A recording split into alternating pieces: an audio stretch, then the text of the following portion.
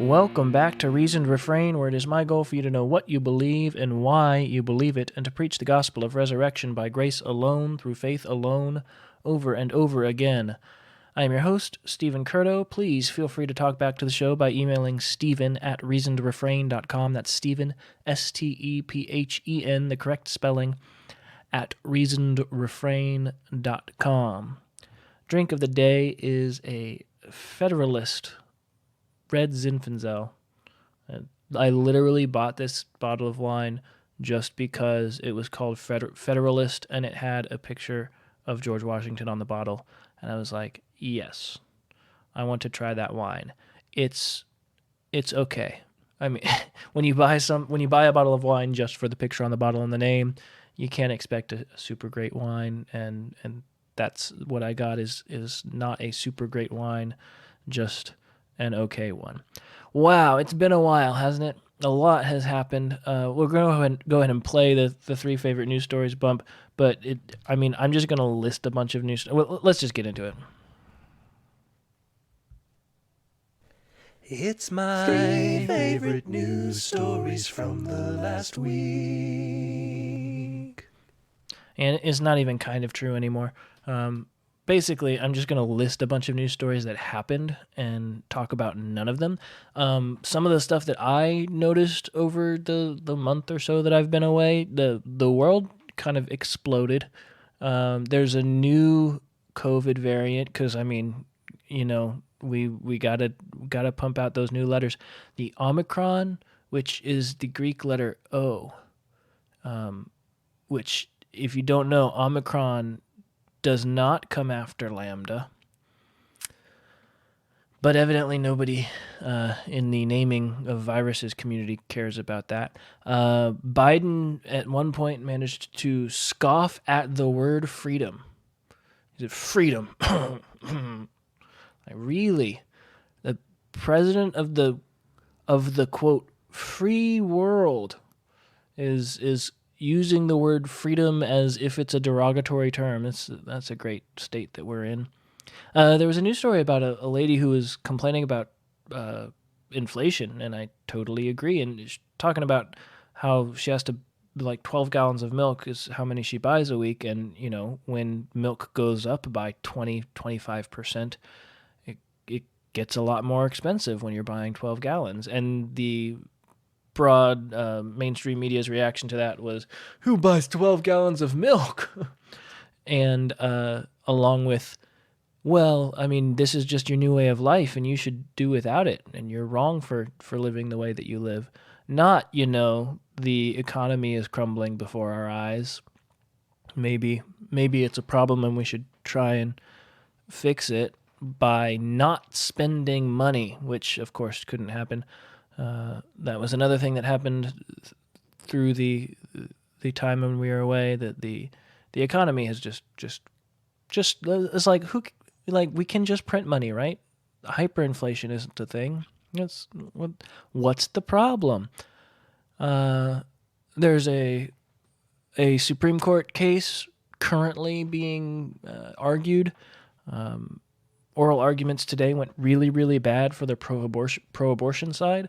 Not that matters much. I don't really expect the Supreme Court to overturn Roe v. Wade. Even if the Supreme Court does overturn Roe v. Wade, millions of babies are still going to be slaughtered through abortion, because overturning Roe v. Wade isn't going to outlaw abortion. It's going to make it so that states can individually outlaw abortion. And guess which ones aren't going to do that? So yeah, I'm in a supremely pessimistic mood, which leads me to the one news story I actually do want to talk about, which might surprise you, the one that I chose. In the interim, there was a Texas election here on November 2nd. Yes, it's been a while. In this election, there were 8 propositions that the state of Texas was voting on. And the results of these propositions were, what's the right word? Not alarming, depressing. That's probably a better word. There's 2 in particular I want to compare. Okay, the one proposition that I considered very important to go out and vote for, the reason that I actually talked about voting to other people was because I knew that those other people shared a view on this particular issue, and I was saying, you need to go vote for this proposition. And that was the state proposition number 3. And the constitutional amendment was about religious freedom. Brief summary of it from Texas Standard: the constitutional amendment to prohibit this state or a political subdivision of this state from prohibiting or limiting religious services of religious organizations. So, a constitutional amendment that just said, by the way, all of those massive government overreaches that you tried to pull during COVID, yeah, you can't do that. That's violation of the First Amendment of the United States of America, and we are making sure that you realize it's a violation of the Constitution of the state of Texas. Now, this proposition passed. All of the propositions passed. It's the margin by which this one passed compared to the margin by which another one passed that I find particularly depressing. This proposition that just said, yeah, the state can't stop churches from gathering. That's a paraphrase. This proposition says the state can't stop you from having church. That's what this proposition said. And the total votes with, I think this was at 90% reporting, 925,447 in favor, 557,093 against. I did the math for you. That's 63%. 63.09% of people who voted in Texas on November 2nd think that religious freedom is, something we should worry about at all.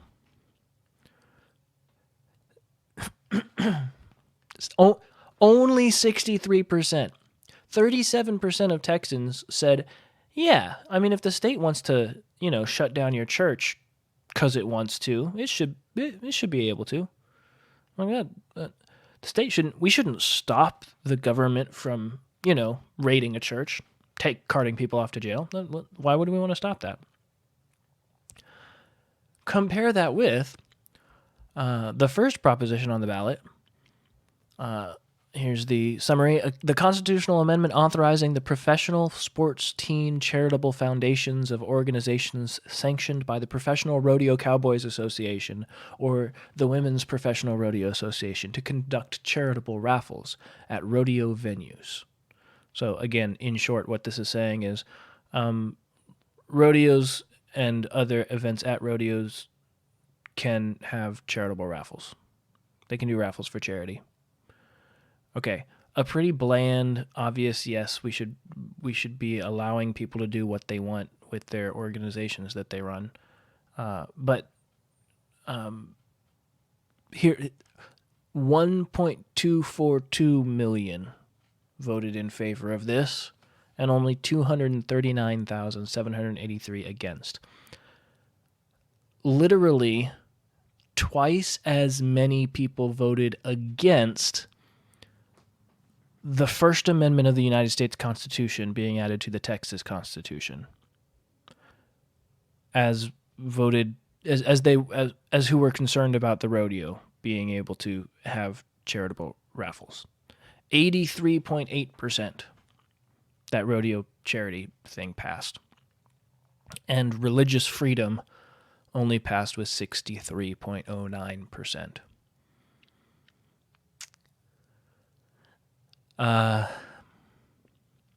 it's hard not to get depressed about that. I just land. I know that, shocker, I am prone towards looking at the dark side of things. I'm a glass half empty kind of guy, so that way when I actually get closer and see that there's liquid in there, I can be pleasantly surprised. But I think if anybody has any kind of a realistic view of how we should be free in this state and in this country, that result should make you kind of sad. So that's all I wanted to say in three favorite news stories. There was way too much news to even bother trying to cover it here. Yes, the world has gone insane. There are so many news stories that I could talk about for multiple podcast episodes worth of time. I just don't have that time anymore. And so instead, I want to go ahead and get to the meat segment. The meat segment. We eat something's flesh. I want meat!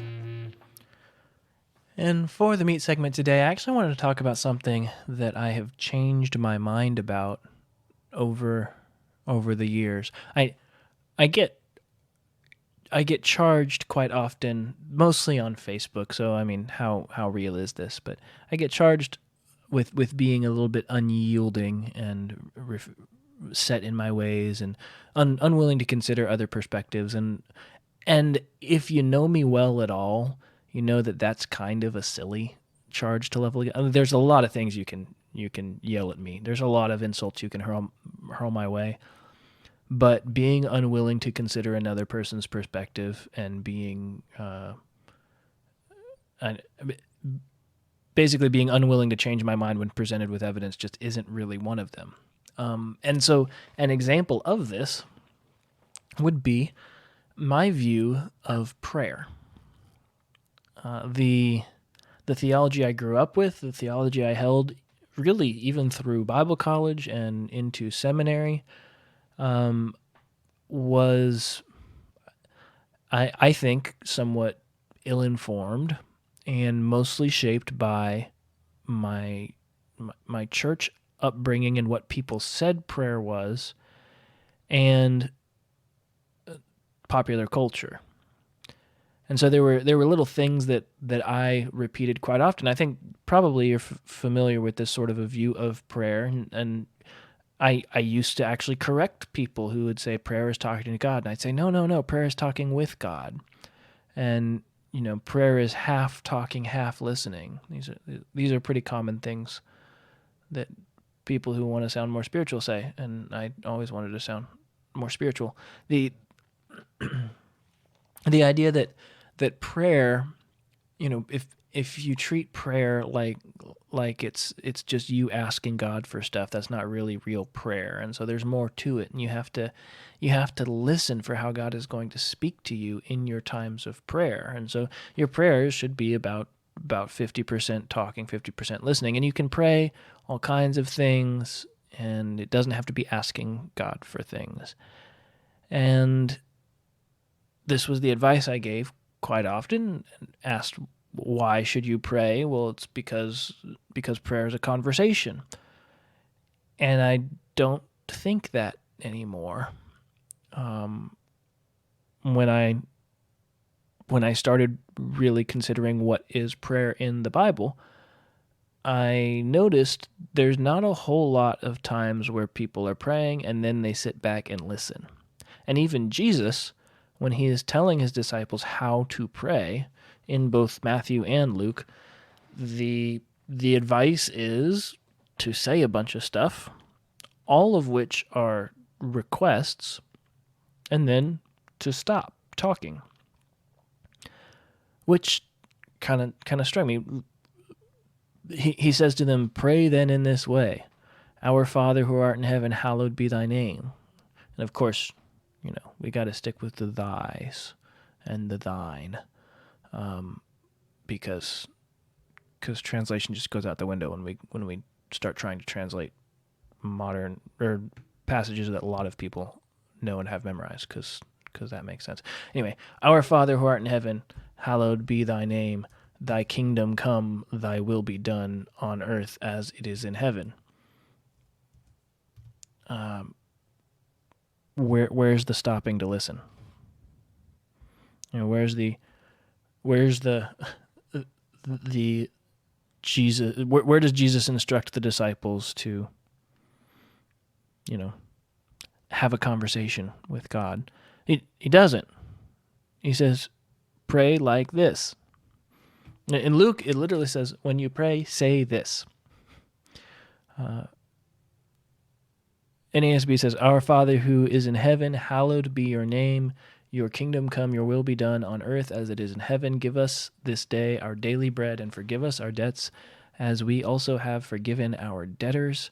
And do not lead us into temptation, but deliver us from evil. And then there's that, textual variant that says, For yours is the kingdom and the power and the glory forever. Amen. And there's no sitting back and listening. And then I started thinking about the word pray. So the word pray even mean? Well, it means to talk towards, to ask of, to proseuchomai, it's to ask towards, to entreat. It's the advice that I got growing up that was always don't treat God like a vending machine. I get what they're trying to caution you against, but prayer really is asking God for stuff. That's what it is. Through the whole time. Our Father who is in heaven, hallowed be your name. Okay, we're asking that God's name would be holy. Your kingdom come. We're asking his kingdom to come in the future, by the way. Your will be done. Again, we're asking that his will would be done on earth as it is in heaven. Give us this day our daily bread. Well, we're asking that he would give us our bread and forgive us our debts. We're asking that. All of these are just requests. Pray without ceasing. Let your requests be made known to God. What is that? In all things by prayer and supplication, let your requests be made known to God. I think that's Philippians 4. It's going to bother me now if I don't actually look it up and know where it's from.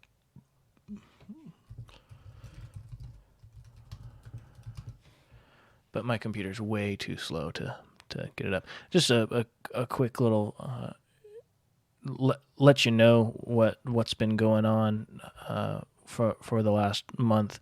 I'm really, really busy nowadays. I have 2 jobs and I'm really tired all the time. And so half the time I sit down to start recording and then I'm like, I'm too tired to talk into a microphone for an hour. And then the other time I sit down to start recording and my computer just goes, nope, not going to. I don't care about you. Which has been fun. Ever since I got robbed, it's just been a really crummy time trying to do this podcast. None of the tech that I've gotten has worked out seamlessly. I really just miss my old MacBook Pro, and I really don't like that thief. And I wish that he would give me my computer back. Which brings me back to prayer. Prayer is just asking God for stuff. What do you do when he says no? What's the point of prayer then? Why would I pray and ask God, who is omnipotent and sovereign, and request things? Because he's going to do what he's going to do. This is a conundrum that comes about even if you don't really take the whole prayer as a conversation thing. You still end up going, okay, well, what's the point then? If I believe that God is omnipotent and I believe that God is sovereign, then my prayer is ultimately pointless, right? Why should I pray? Well, there's 2 answers to that question. And both of them I think are right and true, and I think both are quite satisfying when you chew on them a little bit, but they're not very satisfying upon first hearing. The first one is because he said to. Right? In all things, by prayer and supplication, let your requests be made known to God. Okay, well, if we're supposed to be doing that,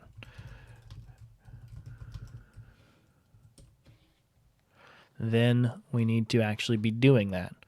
I was right. It's Philippians 4:6. My computer decided to load for me that time. So yeah, he says we should pray then. Pray without ceasing. That one, like I said, not super satisfying upon first hearing.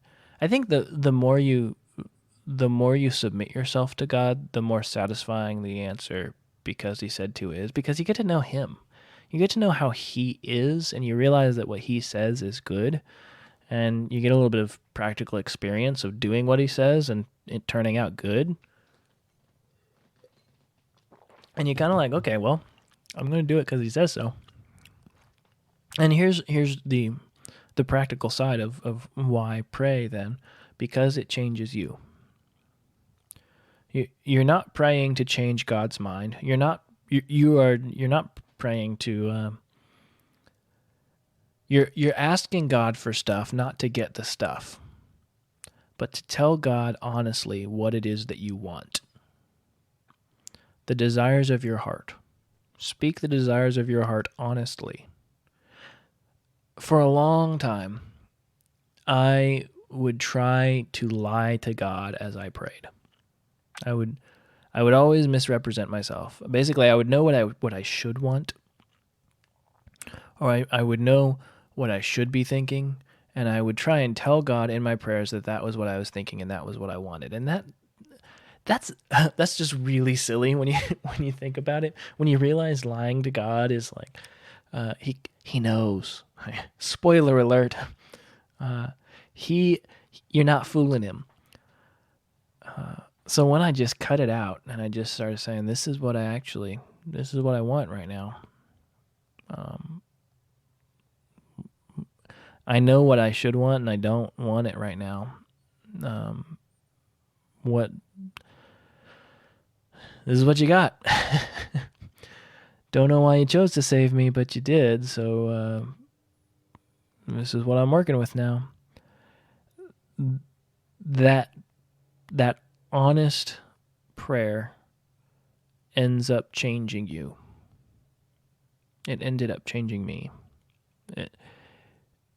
When you're honest about your desires with God, your desires tend to change into his.